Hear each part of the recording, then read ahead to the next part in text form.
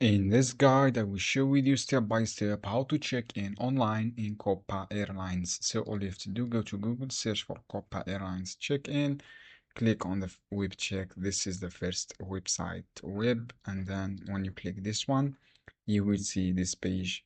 All you have to do, go to web check, as you can see here, and then you will see this page for check-in. So friends, you should be complete all these steps as you can see here. Just await from here, write your English translate, write your number confirmation. So friends, this is for example your number confirmation. Write your family accounts and then click search for reservation.